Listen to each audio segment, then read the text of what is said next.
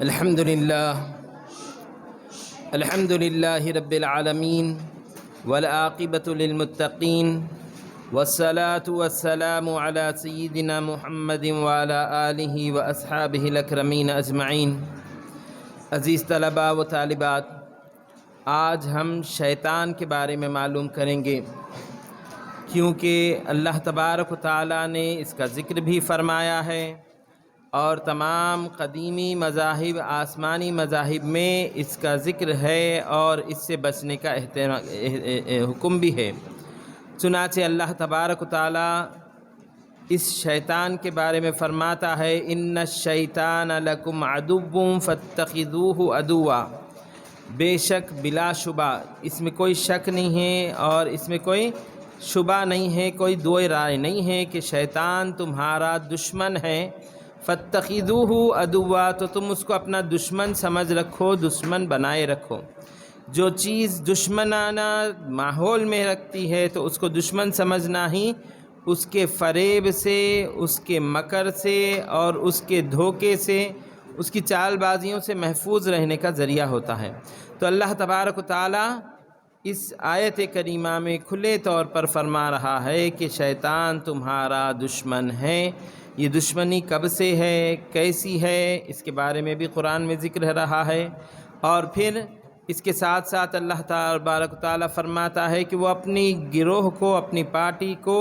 بلاتا ہے تاکہ وہ جہنم والوں میں سے ہو جائے، ہلاک ہونے والوں میں سے ہو جائے۔ چنانچہ جو بھی شیطانی تابعداری کرے گا، شیطان کی بات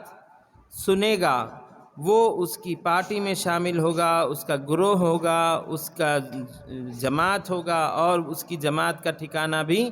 جہنم ہی ہوگا اور یہ ہلاکت کی طرف جانے والا ہے۔ لہٰذا علماء کرام شیطان کے لفظ کے معنی یہ بتلاتے ہیں کہ یہ شطن، شین توئے نون، شطن سے بنا ہے، جس کے معنی آتے ہیں دور ہونے کے، دور ہونے کے۔ چونکہ ایک بندے کو کوئی حکم دیا گیا اور وہ اس کی پابجائی نہیں کرتا، اس حکم کو پورا نہیں کرتا،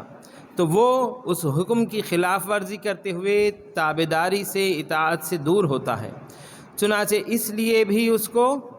دور ہونے والا کہا گیا کہ جو خدا کی فرمانبرداری نہ کر کے دور ہوا وہ شیطان رہا۔ اور اسی طریقے سے جس بندے کو اللہ تعالیٰ نے اپنی رحمت سے دور کر دیا اور اس کو اپنی رحمت سے محروم کر دیا تو وہ بھی دور ہو کر وہ شیطان بن گیا۔ چنانچہ اسی طریقے سے خیر سے دور رہنے والا، اپنے پروردگار کے قرب سے دور رہنے والا، پروردگار کے قریب آنے والا نہیں، اللہ تعالیٰ کی بات سننے والا نہیں، بلکہ اس کے حکم کی خلاف ورزی کرنے والا رہا تو وہ شیطان کہا گیا۔ پھر اس کے اوپر یہ بھی کہا گیا کہ شیطان کے ساتھ یہ صفت باندھی گئی کہ شیطان رجیم کہہ کر، کہ رجیم دھتکارا ہوا، جس کو نکال دیا جائے، جس کو نچلی نگاہوں سے ذلیل کر کے اپنے سے دور کر دیا جائے، وہ رجیم کہلاتا ہے۔ لہٰذا شیطان کے ساتھ یہ رجیم کی صفت بھی آئی ہے۔ چنانچہ جب ہم دیکھتے ہیں کہ اللہ تبارک و تعالیٰ نے دنیا کو بنایا، عالم کو بنایا، تمام کائنات کو بنایا، تو وہاں پر شیطان کا بھی ایک مقام رہا اور شیطان کو بھی اللہ تعالیٰ نے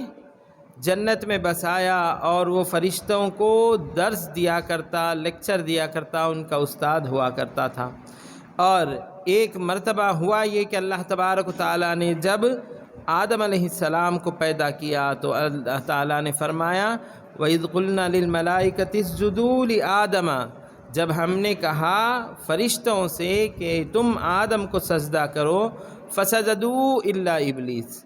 سب سجدہ کیے مگر ابلیس، شیطان نہیں کیا، اس کا نام ابلیس بتلایا گیا قرآن کریم میں۔ اور وہ کہنے لگا لم اکن، میں وہ سجدہ کرنے والوں میں سے نہیں ہوا، اور یہ کہنے لگا کہ لم اکن لاسجد، میں کسی بشر کو سجدہ کرنے والا نہیں ہوں جس کو پروردگار تو نے مٹی سے بنایا اور تو نے مجھ کو آگ سے بنایا۔ اس طریقے سے وہ کہتے ہوئے اپنی خلقت پر فخر کیا اور غرور و فخر کرتے ہوئے اللہ تعالیٰ کا حکم تھا، اللہ تعالیٰ کے حکم کی نافرمانی کیا، تو سب سے پہلے نافرمانی الہی اللہ تعالیٰ کے حکم کی نافرمانی کرنے والا ہوا تو وہ شیطان ہوا۔ جہاں اللہ تعالیٰ اس کو راست حکم دیے اور وہ نافرمانی کیا تو دھتکارے جانے والا اور کافر، منکر، نافرمان شمار کیا گیا، اس لیے اس کو شیطان کہا جاتا ہے کہ خدا کی رحمت سے بھی دور اور اللہ تعالیٰ کے قرب سے بھی دور، اللہ تعالیٰ کی تابعداری اور فرما برداری سے بھی دور ہے۔ اسی طریقے سے یہ بھی بتلایا گیا کہ جیسے اللہ تبارک و تعالیٰ نے آدم علیہ السلام کو پیدا کیا، پھر ان کے اہلیہ کو ان کی بائیں پھسلی کے ایک حصے سے پیدا کیا، بی بی حوا رضی اللہ تعالیٰ عنہ کو، پھر ان دونوں سے لوگوں کو پیدا کیا، انسانی نسل کو پیدا کیا۔ اسی طریقے سے شیطان کی پیدائش کے بارے میں بھی یہ بتلاتے ہیں کہ اللہ تبارک و تعالیٰ نے شیطان کی بائیں پھسلی سے اس کی شیطان صاحبہ اور اس کی بیوی کو پیدا کیا، پھر وہ دونوں ملے تو ان سے انڈے ہوئے اور وہ حمل ہونے کے بعد ان کی اولاد بھی کثیر تعداد میں پھیلی۔ اور بعض روایتوں میں یہ بھی آتا ہے کہ حضور اکرم صلی اللہ علیہ وسلم نے فرمایا ہے کہ شیطان اپنی دم کو اپنے پیچھے کے حصے میں داخل کیا اور 7 انڈے نکلے جس میں سے اس کی اولاد پھیلنے لگی۔ تو جس طریقے سے انسانی نسل پھیل رہی ہے اور بڑھ رہی ہے، اسی طریقے سے شیطان بھی اپنی نسل کے ساتھ بڑھتا اور پھلتا پھولتا ہے، اور اس کے کئی اقسام بھی بتلائے گئے ہیں کہ شیطان کے قسم قسم کے طریقے ہوتے ہیں اور وہ انسان کے پاس آتا اور اس کو ورغلانے لگتا ہے۔ چنانچہ اللہ تبارک و تعالیٰ کے بارگاہ میں وہ خود اللہ تعالیٰ سے یہ اجازت مانگا اور قسم کھا کے کہا کہ فبما اغویتنی، تو نے جس چیز سے مجھ کو بھٹکایا ہے پروردگار، میں اس کی قسم کھا کے کہتا ہوں کہ میں ان کے لیے، انسانوں کے لیے، ان کے سیدھے راستے میں بیٹھ جاؤں گا اور ان کو تمام گمراہ کروں گا اور حکم دوں گا اور ان کو آرزوئیں امیدیں دلاؤں گا، اور اس طریقے سے تیری نافرمانی کے لیے ان کو آمادہ کروں گا، سوائے ان بندوں کے جو تیرے خالص بندے ہیں، خاص بندے ہیں، جو اپنے آپ کو تیرے لیے خاص کر رکھے ہیں۔ اس طریقے سے شیطان نے یہ اللہ تعالیٰ سے مہلت مانگی۔ اللہ تعالیٰ نے فرمایا فَإِنَّكَ مِنَ الْمُنظَرِينَ، کہ تجھ کو مہلت دی گئی ہے، لہٰذا شیطان انسان کو بہکانے، ورغلانے، گمراہ کرنے اس لیے آیا ہے، اور اس کی دشمنی تو اللہ تعالیٰ خود بتا رہے ہیں کہ ہماری انسانی نسل کا آبائی دشمن باپ دادا سے حضرت آدم علیہ السلام کے زمانے سے انسانوں کا دشمن رہا ہے تو وہ شیطان رہا ہے۔ اس کو دشمن سمجھ کر اپنی احتیاط کی تدبیر کرنا، یہ انسان کی کامیابی اور کامرانی ہے۔ چنانچہ وسوسے ڈالتا ہے، خیالات ڈالتا ہے شیطان انسان کے پاس آ کر۔ اس کے یہ صورت بتلائی گئی کہ شیطان انسان کے پاس آتا ہے تو اس کے کندھوں پر بیٹھ کر اپنی سونٹ، اس کی ناک ہوتی ہے لمبی، وہ اپنی سونٹ پیچھے کمر کے دونوں کندھوں کے درمیان سے انسان کے اندر داخل کرتا ہے اور پھر دل کے پاس وسوسے چھوڑتا ہے کہ یہ بندہ یہ کر، یہ بندہ یہ کر، اس طریقے سے اس کو خیالات دلاتا جاتا ہے۔ اب جو بندہ اس میں آ گیا اور شیطان کے وسوسے پر کام شروع کیا تو اب وہ اللہ تعالیٰ کے احکام کی نافرمانی کرتا اور برے کام کرنا شروع کر دیتا۔ وہ شراب پینے بھی لگ جاتا ہے، جوا کھیلنے بھی لگ جاتا ہے، چوری کرنے بھی لگ جاتا ہے، جھوٹ بولنے بھی لگ جاتا ہے، اور قتل و غارت گیری کرنے والا بھی ہو جاتا ہے، فساد برپا کرنے والا ہو جاتا ہے۔ یہ تمام اللہ تعالیٰ کی نافرمانی کے امور شیطان کے وسوسوں میں آ کر انسان اس پر عمل کرنا شروع کرتا جائے تو وہ اللہ تبارک و تعالیٰ کی اطاعت سے، اللہ تعالیٰ کی فرما برداری سے، اچھے راستے سے دور ہٹتا جاتا، برے راستے پر چلتا جاتا، اور یہ فساد کی طرف لے جانے والا عمل اس کا شیطان کی پیروی کرنا ہے۔ لہٰذا اگر انسان اس بات کو سمجھ لے کہ یہ غلط ہے اور شیطانی خیالات ہے، شیطانی وسوسے ہیں، تو اس سے اجتناب کرنا اس کے لیے آسانی ہوگی، اور اجتناب کرنے کے لیے اللہ تبارک و تعالیٰ نے کچھ طریقے بھی بتلائے ہیں۔ چنانچہ شیطان کے بارے میں یہ بتلایا گیا ہے کہ وہ وسوسے ڈالتا ہے تو سب سے بڑا اس کا داؤ انسان کے بارے میں یہ ہوتا ہے کہ وہ انسان کو کفر اور شرک کی اور اللہ کے رسول کی مخالفت کی طرف بلاتا ہے۔ فرسٹ اسٹیپ اس کا یہ ہے کہ کفر کریں اور اللہ کے علاوہ کسی اور کی پرستش کریں، اور اللہ تعالیٰ کے ساتھ کسی اور کی پوجا کریں اور پرستش عبادت کرتے جائیں، تو شرک بھی ہونے کا یا کفر بھی ہونے کا یا خدا کی قدرت کا انکار کرنے کا یا پھر اللہ اور اس کے رسول کے احکام کی خلاف ورزی کرنے کا یہ حکم دینا اس کا پہلا داؤ ہوتا ہے۔ اگر اس میں وہ کامیاب ہو گیا تو پھر وہ انسان اب کفر کی طرف چلا گیا، اس کا کوئی ایمان سے تعلق نہیں رہتا، اور پھر اس کے بعد وہ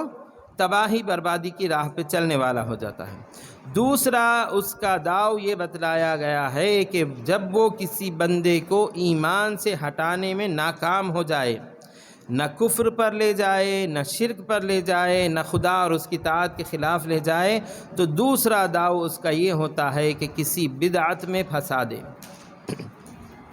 بدعت وہ طریقہ جو اسلام میں رائج نہیں ہے، جس کو شریعت کا کوئی حکم لاحق نہیں ہے، نیا طریقہ ہے اور وہ گمراہی کی طرف جانے والا ہے، تو پھر اس میں اس کو سجا کر سنوار کر بندے کو بتلا دیتا ہے کہ یہ ایسا طریقہ ہے، اس میں یہ ہے۔ اب اگر بندہ بدعت میں پڑ جائے جو دین سے تعلق نہیں رکھتا، ایسے بیکار کام میں الجھ کر اس میں لگ جاتا ہے، تو یہ اس کے لیے دین کو فساد اور دین کو خراب کرنے کا ایک سبب بنتا۔ یہ دوسرا اس کا حربہ ہوتا ہے کہ وہ بدعت میں الجھ جائے، اور بدعت کو جب بندہ غلط نہیں سمجھتا تو اس سے توبہ کی توفیق نصیب نہیں ہوتی۔ جب برے کام کو اچھا سمجھ کر کرنے لگے تو وہ اس سے غلط سمجھیں گا اس نہیں، اس کی توبہ ہی نہیں کریں گا، اور اللہ تعالیٰ کے پاس اس کے معافی کا کوئی دروازہ ہی نہ کھلنے پائے گا۔ اسی طریقے سے اللہ تعالیٰ خود فرماتا ہے فَمَنْ زُيِّنَ لَهُ سُوءُ عَمَلِهِ فَرَآهُ حَسَنًا، اگر وہ شخص جس کے برے عمل کو اس کو سنوار کر بتلا دیا گیا ہے کہ یہ اچھا ہے اور وہ اس کو اچھا سمجھ کر کر رہا ہے، تو جو چیز بری ہو اور اس کو اچھا سمجھ کر کیا جائے تو اس کی سب سے بڑی نحوست یہ ہوتی ہے کہ بندے کو اس سے توبہ کی توفیق نہیں ہوتی۔ بدعت کے اعمال کرنے میں وہ ایسا منہمک رہتا ہے کہ برائی کو بھی اچھائی سمجھ کے کرتا جاتا، مرے تک اس سے توبہ نہیں کرتا ہے، تو پھر اس کے لیے وہ ہلاکت کا سبب بن جاتی ہے۔ لہٰذا دوسرا سبب یہ ہے کہ بندے کو بدعت پر ابھارتا ہے۔ پھر تیسرا یہ بتلائے ہیں کہ بندے کو وہ گناہ کے حکم دیتا ہے۔ اگر دونوں جگہ بھی شیطان بندے کو بہکانے سے ناکام رہا تو پھر اس کو گناہ کا حکم دیتا ہے۔ اگر وہ گناہ کرتا جائے تو پھر اللہ تعالیٰ کی بارگاہ میں نافرمان قرار پاتا جائے گا، اور جوں گناہ کرتا جائے گا وہ اچھائی سے دور ہوتا جائے گا، اچھائی چھوڑتا برائی کرتا جائے گا، تو یہ بھی اس کے لیے ہلاکت کا اور اس کی تباہی کا سبب بنتا جائے گا۔ اس طریقے سے یہ بھی اس کے ورغلانے کا طریقہ ہوتا ہے۔ اگر وہ گناہ کبیرہ بھی نہ کر حفاظت میں رہتا ہے اور اللہ تعالیٰ سے توبہ کرتا رہتا ہے تو پھر اس کو گناہ صغیرہ میں الجھاتا ہے۔ گناہ صغیرہ بھی وہ کرتا ہے تو اس کے لیے ضرر رسانی ہے کہ گناہ صغیرہ سے بھی بندہ اس بات کی طرف جرأت کرتا ہے کہ وہ گناہ کبیرہ کریں، پھر اس طرف برائی کی طرف آگے بڑھنے کے اس کے راہیں کھلی ہوتی ہے، لہٰذا اس کی طرف جانے کا اس کا راستہ ہوتا۔ لہٰذا گناہ کبیرہ سے بھی گناہ صغیرہ سے بھی اگر بندہ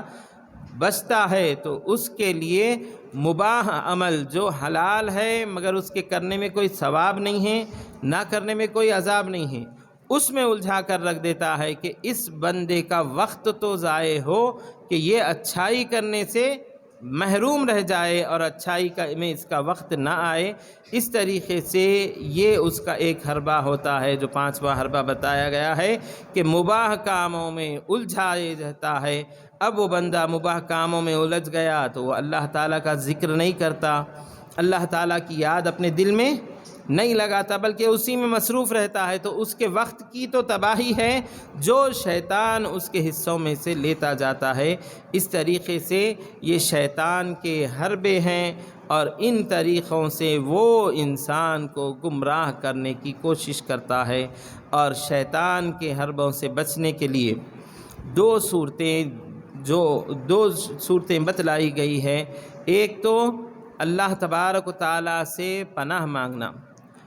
اور اللہ تعالیٰ خود فرمائے فَإِذَا قَرَأْتَ الْقُرْآنَ فَاسْتَعِذْ بِاللَّهِ مِنَ الشَّيْطَانِ الرَّجِيمِ، جب تم قرآن پڑھو تو تم قرآن پڑھنے سے پہلے بھی اللہ تبارک و تعالیٰ کی پناہ میں آ جاؤ دھتکارے ہوئے شیطان سے۔ تو سب سے بہترین طریقہ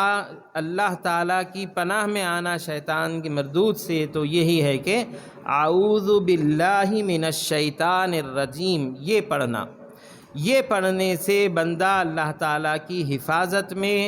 اللہ تعالیٰ کی پناہ میں، اللہ تبارک و تعالیٰ کے حفاظت رعایت میں آ جاتا ہے۔ اب اللہ تعالیٰ کی حفاظت میں جانے کے بعد شیطان کا داؤ اس پر چلنے والا نہیں ہوتا۔ اس لیے اللہ تعالیٰ نے یہاں حکم دیا کہ تم جب قرآن پڑھو تو قرآن پڑھنے سے پہلے کیا کیا کرو؟ فاستعذ باللہ من الشیطان الرجیم، اللہ تعالیٰ کی پناہ مانگو شیطان مردود سے، دھتکارے ہوئے لعنت کیے ہوئے شیطان سے اللہ تبارک و تعالیٰ کی پناہ مانگو۔ تو بندہ جب یہ کلمات ادا کرتا ہے اعوذ باللہ من الشیطان الرجیم، تو اللہ تعالیٰ کی حفظ و امان میں آ جاتا، شیطان کے نرغوں سے نکل جاتا، شیطان کے بہکانے سے، ورغلانے سے، شیطان کے وسوسوں سے محفوظ رہتا ہے۔ اس کے بارے میں یہ بھی بتلایا گیا ہے کہ جو بندہ ایک مرتبہ استعاذہ پڑھتا ہے اعوذ باللہ من الشیطان الرجیم، تو اللہ تبارک و تعالیٰ اس کی رات دن حفاظت کرتا ہے۔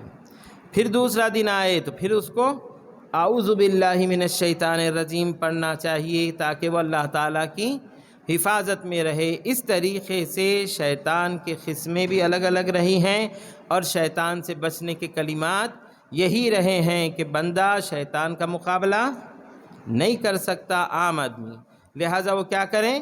اللہ تعالیٰ کی پناہ مانگے، تو اللہ تبارک و تعالیٰ کی حفاظت میں آ گیا، تو اب اللہ تبارک و تعالیٰ اس کو پورا پروٹیکشن دے گا اور اللہ تعالیٰ کی حفاظت میں رکھے گا، لہٰذا وہ شیطانی داؤ سے محفوظ رہے گا۔ دوسرا یہ کہ ایسے بندے جو اللہ تعالیٰ کی عبادت میں مشغول رہتے ہیں، جن کے پاس اللہ تعالیٰ کی پہچان کے انوار روشنی ان کے دل میں رہتی ہے، ان پر بھی شیطان کا داؤ وسوسہ چلنے والا نہیں ہوتا۔ چنانچہ ہم دیکھتے ہیں تو ایسے بندے گزرے ہیں جن کا یہ عالم ہے، تو بالکل گزرے ہیں، بہت سارے گزرے ہیں۔ خود حضور اکرم صلی اللہ علیہ وسلم اپنے زمانے میں ارشاد فرمائے ان الشیطان لیہاب منک یا عمر، کہ اے عمر تم سے شیطان ہیبت کھاتا ہے، ڈرتا ہے۔ تو یہ بندے جو اللہ تعالیٰ کے ذکر و اذکار میں مشغول رہتے ہیں اور اپنے آپ کو اللہ تعالیٰ کی طاعت میں لگائے رکھتے ہیں، ان کے دلوں میں اللہ تعالیٰ کی معرفت پہچان کا نور شیطان پر بھی حاوی ہوتا اور شیطان خود ان سے ڈرنے لگتا ہے۔ تو وہ مثال کے طور پر سرکار دو عالم صلی اللہ علیہ وسلم کا یہ فرمان ہے کہ اے عمر تم سے شیطان ہیبت کھاتا ہے، اور بلکہ یہ بھی فرمائے سرکار کہ عمر کے سائے سے بھی شیطان ڈرتا ہے، اور سرکار نے یہ بھی فرمایا کہ اے عمر تم کو کسی راستے سے آتے ہوئے شیطان نہیں دیکھتا مگر اپنا راستہ بدل لیتا ہے، تمہارا راستے کو چھوڑ دیتا ہے۔ اس طریقے سے اہل اللہ والے بندے جو خاص طور پر اللہ تعالیٰ کا ذکر و شکر کرتے ہوئے اللہ تعالیٰ کی یاد میں منہمک مشغول رہتے ہیں، ان کی ہیبت شیطان پر بھی طاری ہوتی اور شیطان ان سے ڈرنے والا، خوف کھانے والا ہوتا ہے۔ چنانچہ اس احادیث شریفہ میں سرکار دو عالم صلی اللہ علیہ وسلم نے یہ باتیں فرمائی ہے کہ شیطان بھی ڈرتا ہے اور شیطان بھی پیچھے ہٹتا ہے۔ تو اس طریقے سے شیطان بھی اللہ تعالیٰ کے مخلص بندوں کے سامنے نہیں آتا، ان کو نہیں ورغلاتا، بلکہ ان سے ڈر کر اپنے راستوں کو تبدیل کر لیتا، ان کے سائے سے بھی ڈر کر بھاگ جاتا ہے۔ یہ اللہ تعالیٰ نے انسانی قوت بھی بخشی ہے کہ انسان اگر اللہ تعالیٰ کے ذکر اور شغل میں مشغول رہتا ہے تو اللہ کی یاد سے ان کو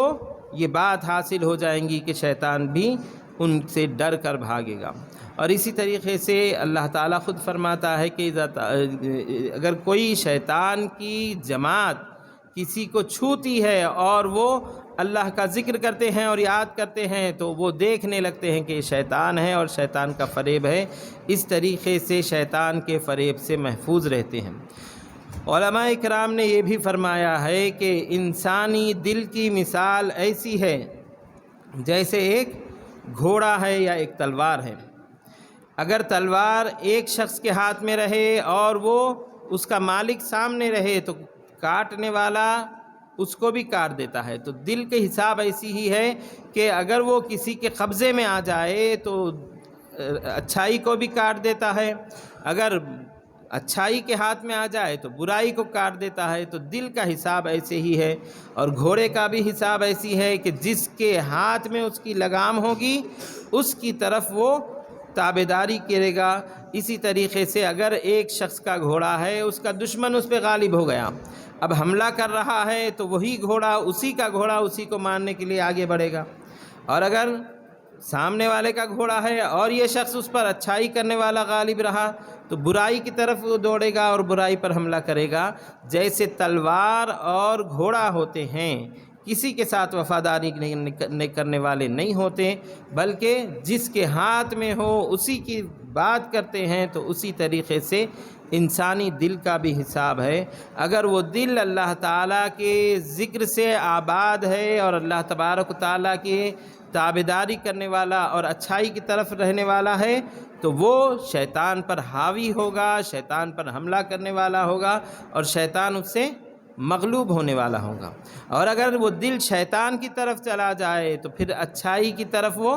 نہیں آ سکتا، اچھائی کو نیچے کرنے والا، ایمان سے دور کرنے والا، ہلاکت کی طرف لے جانے والا ہوتا ہے۔ اسی لیے اللہ تبارک و تعالیٰ نے یہ بھی فرمایا ہے کہ وہ لوگ جو ایمان لائے اور نیک اعمال کرے تو اللہ ولی الذین آمنوا، اللہ ان لوگوں کا ولی ہے جو ایمان لائے، تو اللہ تعالیٰ کی ولایت ان کو حاصل ہوں گی۔ تو اللہ تعالیٰ کی ولایت کا تقاضا کیا ہے؟ یخرجہم من الظلمات الی النور، اللہ تعالیٰ ان کو اندھیروں تاریکیوں سے روشنی اجالے کی طرف لے جاتا ہے، نورانیت کی طرف لے جاتا ہے، اگر وہ دل اللہ تعالیٰ کے پاس اچھا ہے اور قابل قبول ہے۔ اور اگر وہ دل میں فساد ہو، کفر اور نافرمانی الہی کی طرف وہ مائل رہے اور شیطان کے قبضے میں ہیں، تو وہ اللہ تعالیٰ فرماتا ہے والذین کفروا اولیاؤہم الطاغوت، وہ لوگ جو کفر کیے ان کے حامی، ان کے مددگار، ان کی مدد کرنے والے، ان کو اکسانے والے شیاطین ہیں۔ یخرجونہم من النور الی الظلمات، ان کو روشنی سے ظلمات، اندھیروں کی طرف، تاریکیوں کی طرف لے جاتے ہیں۔ تو جہاں یہ دل انسان کا ایک ایسا مرکز ہے کہ اگر اس پہ شیطان حاوی ہوا تو پھر شیطانیت کے کام ہونے لگتے ہیں، اور اگر اس پہ اللہ تبارک و تعالیٰ کی رحمت حاوی رہی تو یہ بندہ اچھے کام کرتا جاتا اور نیکی کی طرف آتے جاتا ہے۔ تو یہ دل میں وسوسے ڈالنا اور دل کو کھلونا بنانا یہ شیطان کا کام ہوتا، اس سے اپنے دل کو محفوظ رکھنا ہے۔ تو ایک تو کیا کرنا ہے؟ اللہ تعالیٰ کا ذکر کثرت سے کرنا، اللہ کو یاد کرتے ہیں تو پھر شیطانی وسوسے چلے جاتے ہیں۔ اسی لیے کوئی برا خیال آئے یا کوئی بری گناہ کا دل میں ارادہ ہو یا چاہت ہو تو کیا کرنا چاہیے؟ یہ کرنا چاہیے کہ لا حول ولا قوت الا باللہ العلی العظیم، یہ بھی پڑھ سکتے۔ تو اس طریقے سے لا حول پڑھنے سے شیطان پر مار بھی لگتی ہے اور اس کے وسوسے دور ہو جاتے ہیں۔ جہاں شیطان کی قسمیں بتائی گئی تو حضور اکرم صلی اللہ علیہ وسلم نے یہ بھی بتلایا کہ شیطان کئی قسم کے شیطان ہوئے ہیں اور شیطانوں کی نسل بھی بہت ہوئی ہے۔ شیطان انسانوں کے ساتھ بھی رہتے ہیں آبادی میں بھی رہتے ہیں، ویران مقامات پر، ویران گھروں میں بھی رہتے ہیں، جنگلوں میں بھی رہتے ہیں، پہاڑی چٹانوں پر بھی رہتے ہیں، سمندروں میں بھی رہتے ہیں اور درختوں پر بھی رہتے ہیں۔ اس طریقے سے شیطان کئی جگہوں پر رہتے ہیں۔ اس لیے حضور اکرم صلی اللہ علیہ وسلم نے طہارت کو جانے سے پہلے کیا کیا؟ یہ حکم دیا کہ انی اعوذ بک اللہم انی اعوذ بک من الخبث والخبائث، یہ کہتے ہوئے شیطان مردوں سے بھی شیطان عورتوں سے بھی پناہ مانگی جائے، کیونکہ انسانی گھروں میں شیطان کے رہنے کی جگہ کیا ہے؟ طہارت خانہ، جہاں پر بندہ جا کر اپنی ضرورت سے فارغ ہوتا ہے، وہ شیطان کے رہنے کی جگہ ہے۔ جب بندہ یہ کلمات ادا کر لے طہارت کو جانے سے پہلے تو وہ اللہ تعالیٰ کی حفاظت میں آ جاتا ہے، اللہ تعالیٰ کے امان میں آ جاتا ہے اور وہ شیطان کے شر سے محفوظ رہتا ہے۔ اسی طریقے سے شیطان کھانے میں بھی شریک ہوتا، کھانے سے پہلے کیا پڑھا جائے؟ بسم اللہ شریف پڑھا جائے تو کیا ہو جاتا ہے؟ شیطان کی حفاظت ہو جاتی ہے، شیطان کے اندر کھانے میں شریک ہونے سے بندہ محفوظ ہو جاتا ہے۔ اسی طریقے سے حضور اکرم صلی اللہ علیہ وسلم نے یہ بھی فرمایا کہ جب تم کوئی برتن کو ڈھانکتے ہو یا دروازہ بند کرتے ہو تو بسم اللہ پڑھ کے بند کرا کرو، کیونکہ بسم اللہ پڑھ کے کرنے کے بعد اس کو کھولنے کی طاقت شیطان کو نہیں رہتی، اس لیے شیطان ذلیل و خوار ہو جاتا ہے کب؟ جب بندہ اللہ تبارک و تعالیٰ کا نام لے لے۔ اسی طریقے سے شیطان کے ورغلانے کی بھی کئی قسمیں ہیں اور شیطان کی کئی گروہ رہے ہیں، تو اس طریقے سے یہ بتلایا گیا ہے کہ شیطان اپنے گروہوں کو رکھتا ہے، ایک ایک گروہ ایک ایک پارٹی ایک ایک کام کرنے کے لیے نکلتی ہے۔ چنانچہ حدیث شریف میں آتا ہے شیطان اپنے عرش کو، اپنے تخت کو سمندروں پر رکھتا ہے اور اپنے لشکروں کو بھیجتا ہے کہ جاؤ تم لوگوں کو